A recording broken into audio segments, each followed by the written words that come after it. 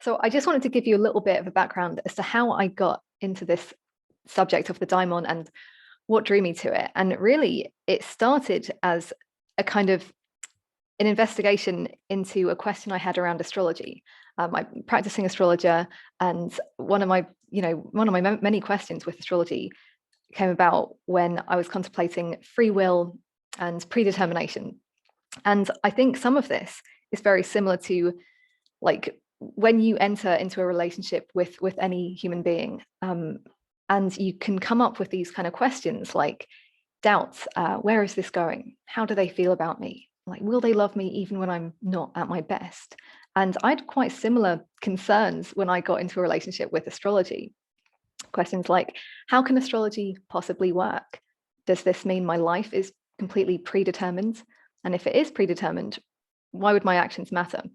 So questions like this. And while me and astrology have a good relationship now, that's partly a lot to do with my research on the daimon. And that's what we'll start talking about now. And I'm going to bring it back to astrology basically because it's very connected with the daimon for me. So as Carl mentioned, there are other names for the daimon. It's a word, like all of the best words, that it's quite difficult to pin down. But other names for the daimon could be spirit, genius, personality, destiny, acorn, divine twin, the higher self, or the holy guardian angel. And I'm most interested in the personal daimon as a kind of entity that is both separate to us and yet connected to us, that exists between us and the divine, or maybe your higher self, however you want to see this, that guides you towards virtue, and also kind of binds us to our destiny, our path in life, and yet at the same time can be used as a way to free us or give us more wiggle room from the kind of grip that our fate has on us. So I'll expand on this stuff if that all sounds a bit confusing, but the important thing is to not get it confused with demon, because a lot of people, when I say about, like, I've got this book, Discovering Your Personal Daimon, they're like, get away from me. Why are you talking about demons? It's very different. And whilst the daimon isn't necessarily a purely good entity, it's definitely not the same as the Christian devil or demon. It's thought that when the Christians were, kind of trying to do away with the older pagan or polytheistic ideas, that the word daimon, or the concept of the daimon, became just kind of demonized, basically. And you end up with a purely good angel and a purely evil demon. So we'll see, hopefully today, that the daimon is much, much more than that. So while I'm resisting pinning down one definition of the daimon, I do want to just share some of the historical and cultural roots of the daimon as I speak about it today. So we're going to travel back to ancient Alexandria and the beliefs of the Greco-Egyptian culture, partly because this is a time and a place where so much of Western astrology was developed, as well as other things. And at the time, there were various cults and lots of worship to the powerful Agathos daimon, who we see here, and its counterpart, Agatha or Tyche, who we'll meet a bit later. So the name Agathos daimon basically means good spirit. And it was basically a multifaceted god, a household spirit who you might, pray to. And it symbolized things like, a good life, fertility, abundance, and was often pictured with a cornucopia. Also a snake. Snakes were associated with the daimon as well. But at this time, it was still a household god. And it wasn't until we get further on in history that we see a personal daimon emerging. So at this time, so in like Homer and Hesiod, we're seeing the word daimon used in a really wide range of contexts. And in fact, sometimes the gods themselves were called daimons, even though later there's a big separation between gods and daimons. Daimons are much lower than gods in the hierarchy, effectively. And something else to keep in mind is that the word daimon didn't seem to just specify a category of being. It could also be something more to do with an altered state of consciousness you could be in. It was a state that kind of took hold of us and worked through us. So that idea of possession, demon possession, I think has a lot to do with possession by the daimon, not necessarily the daimon as a being, but as a kind of a force that moves through us. It also seemed to describe the quality of our fate, not what the fate was itself, but just the quality it took. You could have a kind of eudaimon, like a good spirit, good daimon.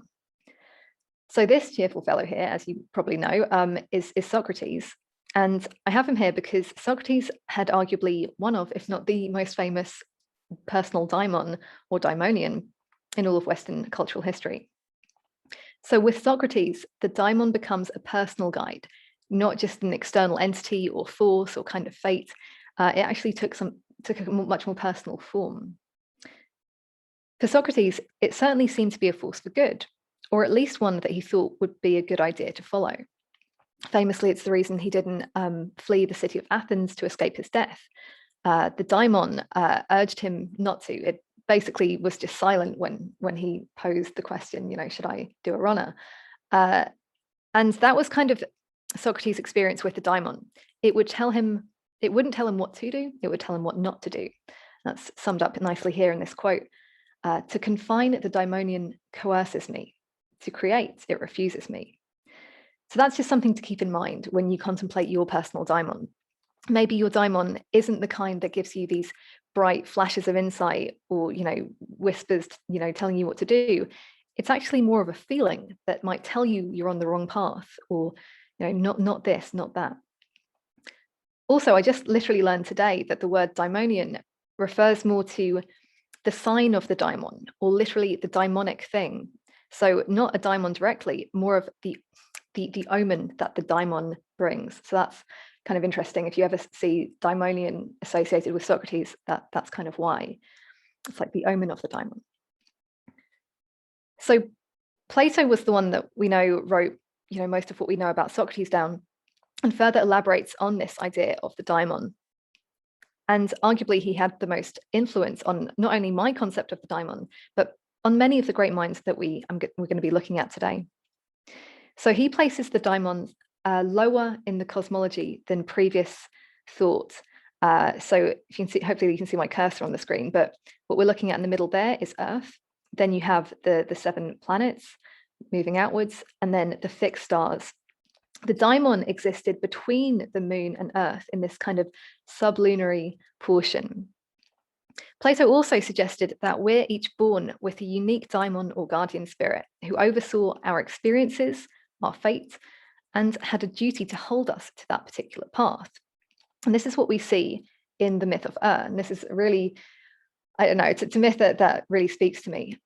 It comes at the end of Republic, and it's the account of a man who has been slain on the battlefield and has an experience in the afterlife, only to come back alive several days later to tell the tale. So this is part of his story. When all the souls had chosen their lives according to their lots, they went before Lachesis, and she sent with each, as the guardian of his life and the fulfiller of his choice, the genius or daimon that had been chosen. Under her hand and her turning of the spindle, the destiny of the chosen lot is ratified. Then the genius or daimon again led the soul to the spinning of Atropos to make the web of destiny irreversible. And then, without a backward glance, the soul passes beneath the throne of necessity. So in Ur's trip to see behind the scenes of human incarnation, he learns that the life that we're living was chosen by us, that we each have a personal daimon, again, that we chose, depending on who you ask. And we meet the 3 sisters of fate, the Moirai, that ratify our fate and make that which is chosen irreversible. So you might be thinking, like, I don't remember agreeing to any of this. If I chose my life, I sure wouldn't have chosen, what I've ended up with. Well, the myth can't tell us exactly why we chose what we chose. In fact, it suggests that we forget this vital part when we come into our material bodies. But the daimon remembers. In Plato's myth, the job of our personal daimon is to hold us to the life that we chose, to hold us to the agreement that we made, and give us the opportunity to live it out as best we can. So this brings us to the core conundrum so many of us face when we're met with the possibility that the life that we're living is, at least to an extent, predetermined. You kind of have to think like this if you're into astrology, I think. So my first instinct when I was confronted with the possibility that my life was predetermined was to run in the opposite direction. And yet, when I looked more into this idea of predetermination and the daimon, I stumbled upon something which I found a lot of comfort in, and it feels really interesting. So basically, while the ancients acknowledged the power of the fates, the three sisters, the Moirai, they also made space for Pronoya, which can be interpreted as providence, forethought, foreknowing. And a really nice way of describing it comes from the astrologer Robert Schmidt, who described Pronoya as the thought we have before we do it, the intention we have. It can be thought of also as the choice we have to get to know our fate, and by knowing our fate, be granted a kind of wiggle room or free will. And for many ancient astrologers, knowing our fate and understanding what's written in the stars offers a clear path to living a more virtuous life. We know pain is inevitable. Suffering, however, is optional. But how is it optional? It doesn't feel so optional when I stub my toe or get into an argument with somebody. But if knowing what pains may befall us, knowing the likelihood, what is Mars doing that day, might make us, able to prepare ourselves for the worst. If I know that I might get into a confrontation on Tuesday, maybe I will make a point to be kinder to myself and, prepare myself for it mentally, emotionally. Vettius Valens and Claudius Ptolemy are 2nd century astrologers and examples of such minds who appear to have thought along these lines. They seem to believe that knowing our fate helps us to bear it, and in doing so almost changes it. Choosing how you respond to a situation can change it, and this is also a common belief in the Stoic school of thought. Here's a quote from Vettius Valens. I myself, having learned from foreknowledge, Pronoya, claim such a foundational chart as my lot, and that within this parameter, it is not possible to become something different, and I became a lover neither of authority, rule, or any other kind of showy reputation, or abundance of wealth, or a slave of desire, and an impious flatterer of both gods and men, able to obtain what the Daimonian did not wish to provide. So basically, knowing his fate, like he didn't try to be or have something that he knew he kind of couldn't. So he wasn't suffering as much.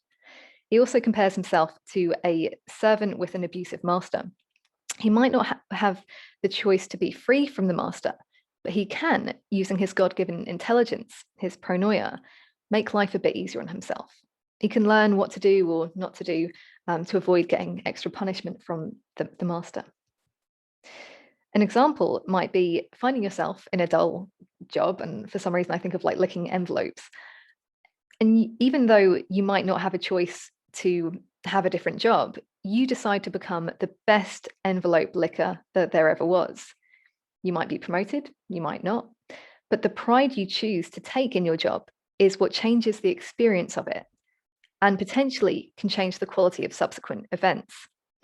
These choices, as small as they can seem, are what save us from making a hell of our lives, or more of a hell. We might be slaves to the laws of fate, but our daimons, through pronoia, can help liberate us from these cosmic chains. It's kind of like we get more wiggle room when we use our free will to simply ask, what's going to happen and how can I be a good servant of it? So put another way, knowing what we are working with is how we meet our fate with destiny, or even how we transform fate into this destiny. And I should explain, there's a difference between these things. Fate and destiny are not the same thing.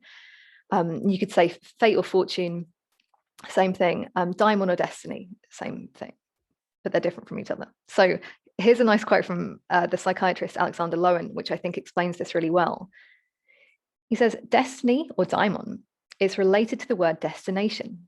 It refers to what we become, whereas fate or fortune describes what one is. Fish are fated to swim as birds are fated to fly, but that is hardly their destiny. The oracle at Delphi did not foretell the destiny of Oedipus, which was to vanish from the earth and find an abode with the gods. He prophesied his fate, which was that he would kill his father and marry his mother. So that's an important distinction, which I think is helpful. Our personal daimon can indeed be seen as a kind of guiding force or a Jiminy Cricket creature who's here to show us the way. But it can also be seen as our destiny itself. In fact, I've seen in a particular copy of Plato's Republic, in the myth of the word daimon is swapped out for the word destiny altogether. According to Plato, the daimon remembers what we're here to do, to be, to experience, and also wants us to remember that. And in fact, the daimon has been conceived of as a guiding force that enables a practitioner of any divinatory practice to receive divine guidance. So any divinatory method, astrology, tarot, runes, may rely on the guidance of the daimon. And there's a quote here from Marsilio Ficino, who believes that when we come to this incarnate life on earth we come with some kind of meaningful work or a way of life, and the cosmos or the fates favor us to the extent that we follow that path of that calling. He wrote, "That assuredly is the thing for which the heavens and the Lord of your horoscope gave birth to you. Therefore, they will promote your undertakings and favor your life to the extent that you follow the auspices of your geniture, especially if that Platonic doctrine is true, with which all antiquity agrees, that every person has at birth one certain daimon, the guardian of his life, assigned by his own personal star, which helps him to that very task to which the celestials summoned him when he was born." For me, this is more confirmation, if we needed it, to practice the divinatory arts, or at the very least, to attempt to know what our daimon is calling us towards. So, following these assumptions, could it be that our personal daimon is supportive of our use of divinatory methods, if it means that we can understand our fate better? If this is the case, could it be that the spirit guide has also left us clues in our own birth chart? And again, maybe we could look at other different methods, but I'm going to look at astrology for this. And I have seen this basically, and I've seen massive kind of stamps that the daimon has left us, not only in astrological techniques, but also in the kind of the blueprint of the birth chart itself. And I just have an illustration here of, on the right, you see Agathos Daimon, this kind of strange snake-like guy, and then that was on the right, and then on the left you've got Agatha Tike, who was basically good fortune, so good fortune and good daimon. And so she was basically more associated with the kinds of things that just happen to us, for better or for worse, without our actions or intentions. And Agatha's daimon was more associated with, like I said, our intentions, our will. And like I said, these two figures, fortune and daimon, very much you see them evidenced throughout all of astrology. We kind of base a lot on that, starting with the sun and the moon, the two key planets, luminaries that we look at. So most of us are familiar with our sun sign, or maybe your star sign. This is basically the sign of the zodiac that the sun was in when we were born. Similarly, we have a moon sign, the sign that the moon was in when we were born. And these two placements alone can tell us a great deal about the life that we're living, the fate and fortune, the destiny that we're going to live, and form a foundation for us to base everything else on with astrology. So the sun here is the closest in nature to the daimon or spirit. Charles Obert wrote, "The sun is tied to perception and intellect. The sun is light, and light is what you see by. Light is also connected to understanding and thinking, the way we speak of shedding light on something. So if the sun is the luminary by which we see and understand what we see, it follows that the sun represents our ability to make decisions. When we understand something, we commonly say, 'I see.' And when we're confused, we might say that, 'Oh, I'm in the dark about something.' For this reason, the sun is associated with intentionality, which is also what we associate the daimon with." And I could go on, but basically sun, daimon. The moon, on the other hand, is the most closely related to fate or fortune, just the stuff in life that we're dealt. This is kind of like the matter that we're working with, the clay that we're given to shape. Charles Obert writes, Moon is associated with the physical life and the body. The moon is also our mortality, life within the changeable world, where everything is born, grows, fades, and dies like the moon's phases. Being physical, moon relates to possessions, physical things that we own. This is likely related to the fact that fortune waxes and wanes like the moon. So the moon is that traditional planet that we associate with fate or fortune because of that kind of waxing and waning of the moon, reflective of fate. Without the moon, and this is the interesting thing, without the moon, the action or light of the sun wouldn't really have any matter to channel. It wouldn't have a form on Earth. Similarly, without fate, fortune, the daimon wouldn't really have anything to work through. If we didn't have physical bodies or like have anything to work with, the daimon wouldn't have anything to guide or to act with, if that makes sense.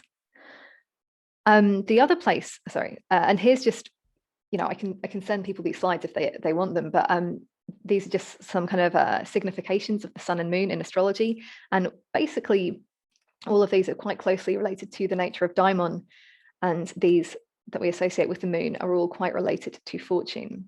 It's just a helpful way to kind of get into the spirit of these things. The other place that we see fortune and daimon play out are in the houses. So the houses, if you aren't familiar with this, are the 12-fold divisions of the birth chart, which all speak to different life topics. So traditionally, the different houses, they weren't just numbered. Commonly, we know them as first house, second house, third house. They also had names.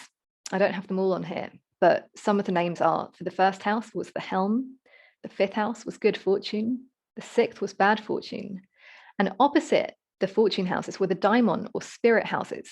So in astrology, spirit and daimon get used interchangeably a lot. And I want to start using daimon more, if I'm honest. But the 11th house was known as the house of good spirit, and the 12th was the house of bad spirit. So let's look at the difference between the spirit houses and the fortune houses. Here's a great quote from Robert Schmidt. In the astrological context, the fortune-like fate of the 5th and 6th houses has a more impersonal character.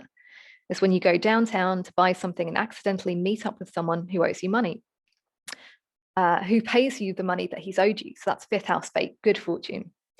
Or you have a car accident that gives you whiplash, 6th house fate, bad fortune. This kind of fate is what accompanies your own deliberate activity, but was not something that you yourself intended.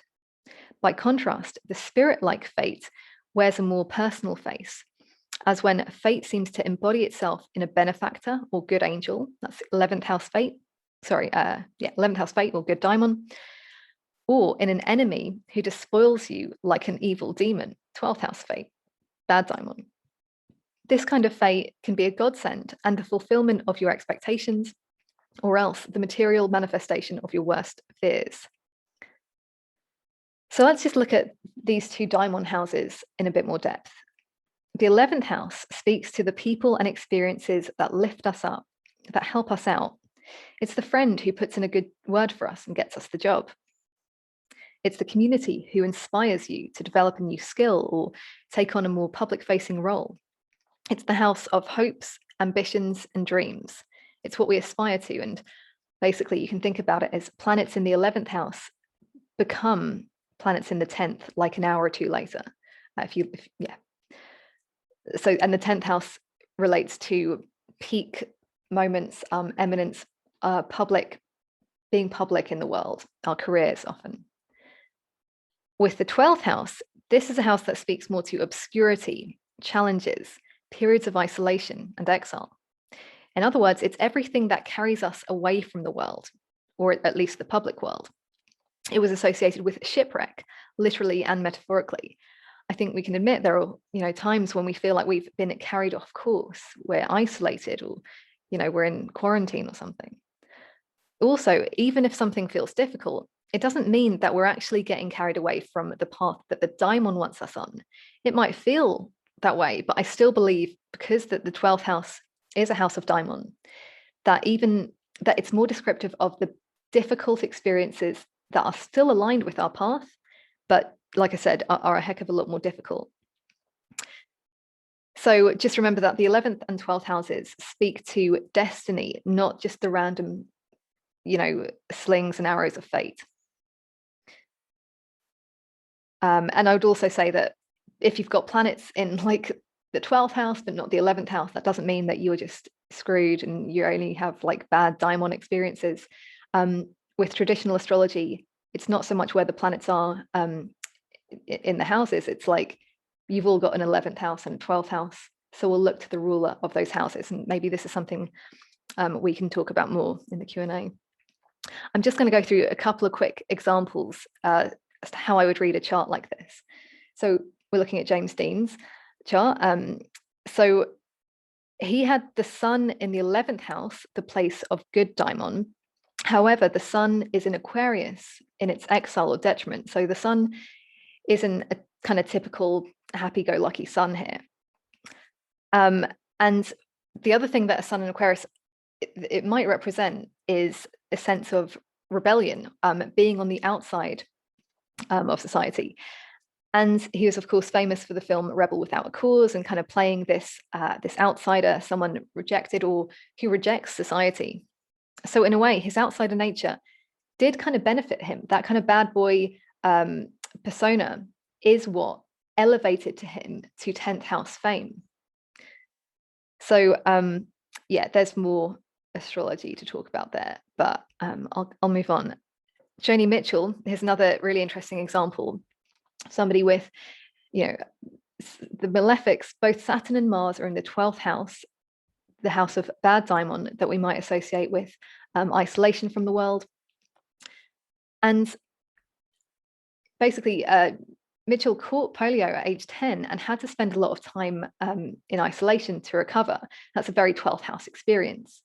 As a result of the illness and kind of how it weakens her, she learned to play guitar in a bit of a different way. She had an interesting guitar tuning, I believe. So you could say that this had a positive effect on her creativity.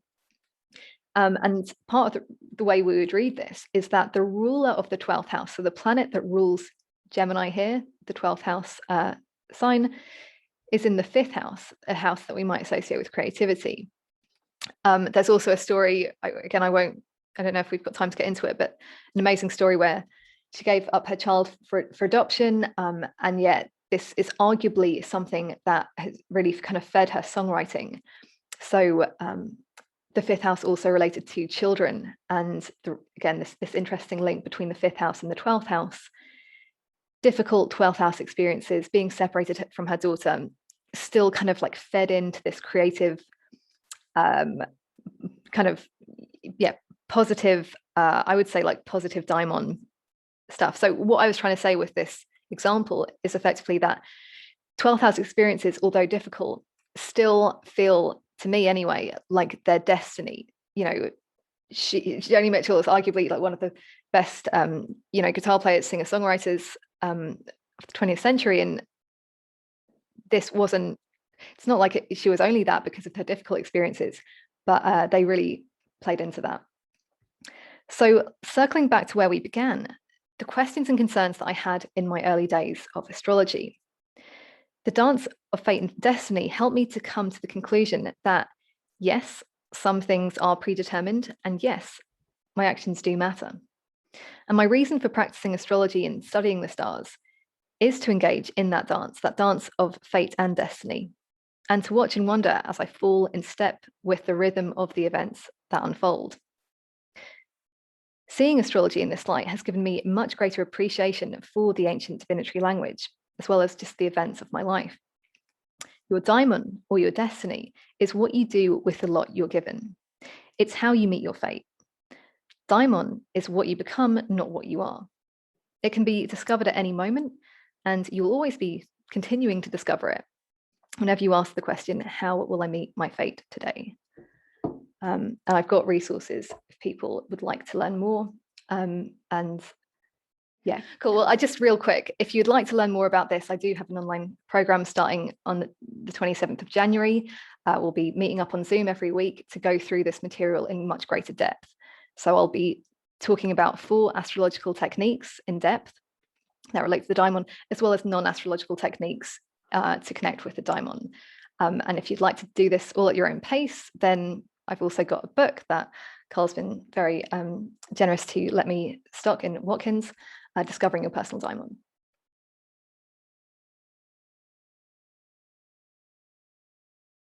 Well, yeah, so in doing research, people have had completely different and opposing ideas on this.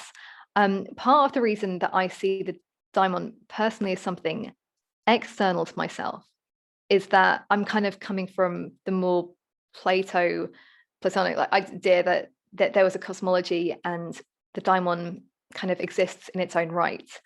That kind of brings up a great question, which is, would the daimon exist if I didn't exist? Like, would it have a job to do? And depending on like what you're reading, I mean, some people say, that when certain people die, they become daimons. Like it's kind of complicated, and you could find an argument to prove any way you want to see it. Other people, especially the more psychological approach, would suggest that the daimon is more like a kind of a part of yourself, a higher self, part of your like unconscious. Again, you can find evidence for all of this, and I was trying to kind of cover this in the book, but my take personally is that it feels something separate to me, and at the same time dependent on me, right? Because like my destiny doesn't exist without me being incarnate here. So yeah, it's a bit of, sorry, that wasn't really an answer. That was just like, you could have any way of thinking about this really flies, I think.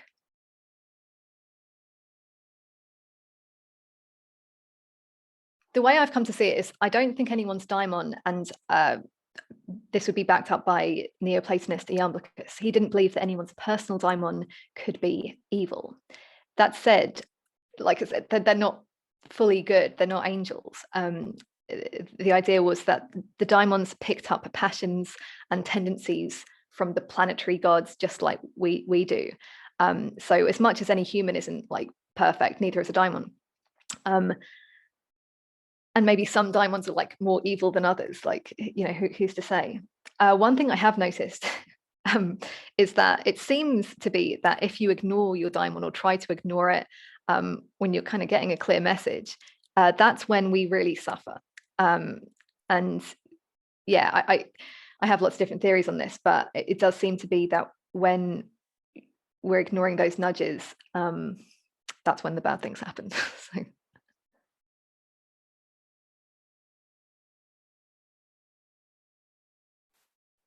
There are kind of like theurgic ritual practices, effectively. Basically, purification of the soul would be the route to the daimon, and it depends what kind of like lineage you want to follow with that. But effectively, like, and for me, getting very quiet, like on a really basic level, getting very quiet, making space for the daimon to appear in our lives and get those messages is really helpful. I don't have a whole lot of patience for a lot of like rituals and meditation, though I do mention this in the book. For me, some of the practices that have been really helpful have been things like writing to my daimon, a practice which you'll see in different traditions, this idea that you might like write a letter like Dear Daimon. If you don't have the daimon's name, you can write Dear Daimon. For me, it's often in the middle of the night, I can't go back to sleep. That's like a classic time where I'll write to my daimon and be like, what do you want from me? Why are you keeping me awake, for example? And sometimes you'll get a message, sometimes you won't. But creating practices where you can get quiet enough to hear the daimon, I think is really helpful. I'm also really interested in the kind of like the more like theoretical approach with astrology, and how we can use these symbols, this language of astrology, to kind of get some ideas of where the daimon has kind of like left its fingerprints in our lives. And yeah, there were lots of kind of like arguments with Neoplatonists whether you can figure out, like Iamblichus and Porphyry, whether you can determine the sort of spirit or the nature of your daimon through astrology. Iamblichus would say no, Porphyry would say yes, to cut the story short. But I think yes. So, but it's an interesting thing. I do daimon readings with people, and it definitely depends. Some people really get a lot from the astrology side of things. Some people will prefer the more hands-on ritual-based approaches.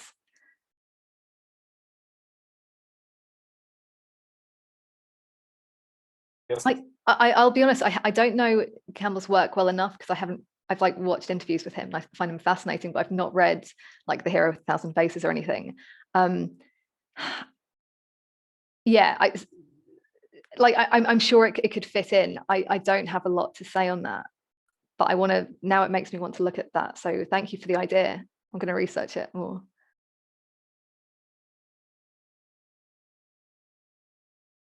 I mean, this is like it's part joke, part serious. So I have had images, let's say, of the personal daimon, and some people, and there is a section in the book where I talk about familiars and the idea that the daimon can take the form of people, but also animals, trees, mountains.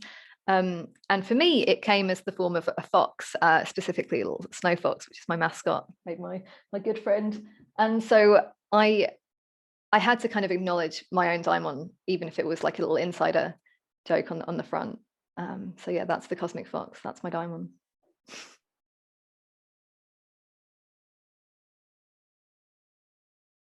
On a, I won't say a basic level, but you could. I do think that the sun is different from the daimon, in that the sun has its own kind of meaning in the birth chart, and while the daimon is solar in nature, it's more than that. So if you remember when we talked about the cosmology, the planets kind of sat above the daimon effectively. So the daimon, while it can speak to, I believe it can speak to the nature of any of those planets, you wouldn't necessarily assume that it was your sun. It could be your sun. But yeah, I don't think it's as simple as that, basically.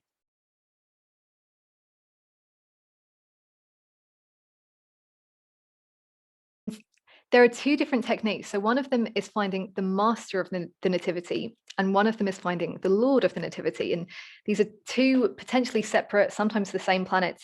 Porphyry lays out techniques for finding these two strong planets. And by strong, it's like able to act, well placed. And there are different criteria, and I'll mention some of the criteria as to why they'd be strong. But effectively, the master of the nativity is found by looking at whether your sun, moon, or rising sign, which is the strongest effectively, or the planet that rules your rising sign, and then looking to the bound lord of wherever that planet that rules the sun, moon, or rising sign sits. That's the simple one. That's the master of the nativity. Thing is about that technique is that you don't always end up with a super strong planet. The method you use to get there is like by looking at a strong planet, but the final planet you get isn't that strong. This is why I think it's more related to our fortune. Okay, and then the lord of the daimon, the lord of the nativity, is another technique where you're looking at lots of different contestants. Porphyry talks about a really old technique and a more new, like a newer technique. I like to look at all of the both of the techniques and kind of combine them, and then says, all right, now out of these contestants, these different planetary contestants, which is the strongest planet?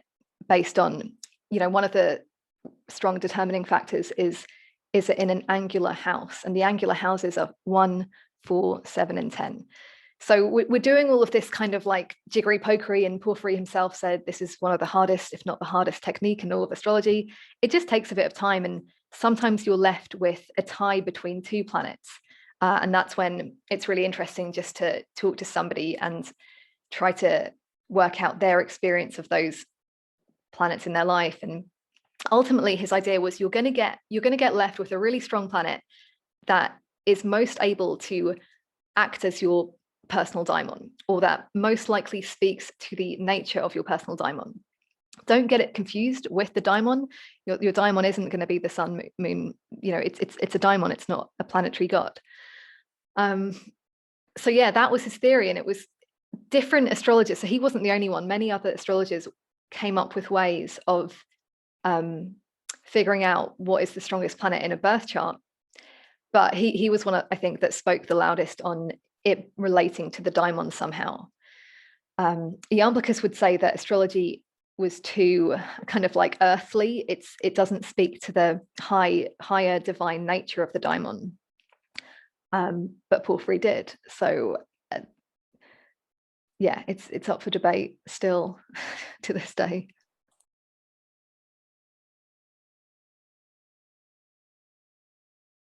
It's interesting. I think it's been very separate. Like when I started doing this research, I was like, whoa, this isn't just Plato talking about this. This isn't just the Neoplatonists. This is coming from all of these different cultures and civilizations, and it keeps changing. And there's something about the nature of the daimon, in my opinion, that it's really mutable and resists being pinned down. So I think partly maybe it overwhelmed people, and I was just like, screw it, I'm just going to attempt to put this in a book, and like I'll deal with the consequences later. One person who has done a really great job at digging into specifically the astrology is Dorian Greenbaum, who's got a book called The Daimon in Hellenistic Astrology. So it's a massive tome. It's very academic, which mine is less. So it's really something to try and get through. But the thing about it was, I didn't find it to be, I didn't feel like I could use it. There weren't many birth chart examples that I felt, all right, she's actually putting this to use. And maybe that, I'm sure that was deliberate, and it was more like a presentation of research. But I basically took some of her theories about finding the daimon in the chart, which were all based on, ancient Hellenistic astrology, and try to use them. So I'm like looking at different celebrities and being like, can I find their daimon? What can I learn about Joni Mitchell, Tony Hawk, all of these different people? So I think it's something that people are interested in, and I'm sure, and I hope that more astrologers will start using this and playing with different ideas, because the 4 astrological techniques that I outline, I stand by them, but maybe other people will find other ones. And in fact, there's one way of calculating, the way of calculating the daimon's name. I think there are different approaches to this, and I think one of them I've left out just because it's more of the sort of medieval astrology approach, and I just know less about that. So I think we're at a moment where people are getting interested in this, and I'm sure we'll see more people do this with astrology.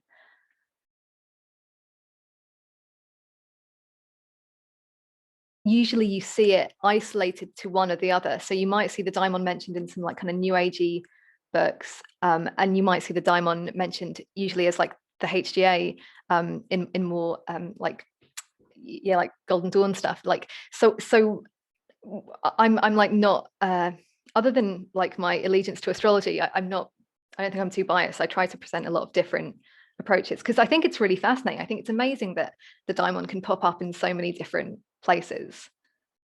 Makes it seem more real.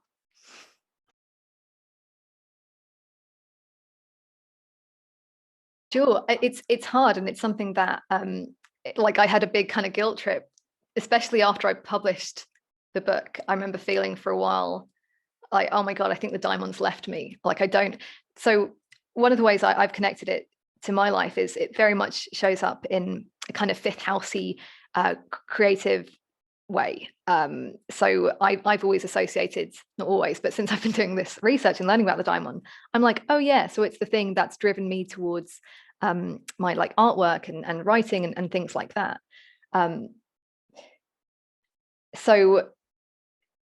So I can have like assumptions about what my daimon is, but that doesn't necessarily mean I'm right about those assumptions. And it's been interesting how. So one of the ways, I mean, and this is really weird, and I always feel like I sound like a maniac when I start talking about this stuff, but it does seem to pop up. And so, like, let's say it supports me when I'm trying to research something. So I mentioned in the talk today, I found out today that what the word Daimonian translates to. So I kept reading this, and every time you read about Socrates' daimon, it's like Daimonian, but I hadn't seen anyone sort of try to define it. And I picked up a book today, which I've had for years. And this has happened to me throughout the process of researching the book. Is I'll have a book that was on my bookshelf no idea that it had anything to do with the daimon. And there's something on the daimon in it. And I don't know if that's obviously the type of books I'm reading. Other authors, Liz Green, big astrologer, she's also talked a lot about the daimon. So like little things like that, where I feel the daimon is kind of coming to my support, is very helpful. At the same time, there's been like a trickster element to it. So when I was writing the book in the early days, this is when I was just kind of gathering research, I made a mistake of deleting basically all of it. I recovered a bunch of it, but not all of it. And in that moment when I saw everything was deleted, I was like, oh, should I even continue with this? And I read this as a way that the daimon was kind of prompting me to get a move on and actually write the book. And it was a sort of the trickster element of the daimon.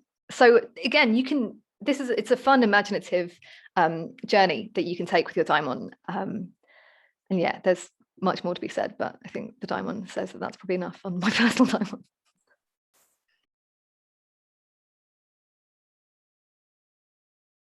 Thank you. Yeah, so all of my work can be found at catroseastrology.com.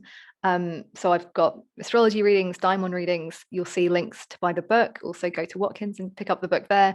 But the course that I'm teaching is a 10-week course on Zoom where we'll be doing really covering this material, working through things, working through your birth charts.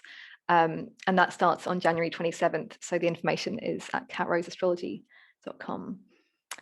Yeah, thank you.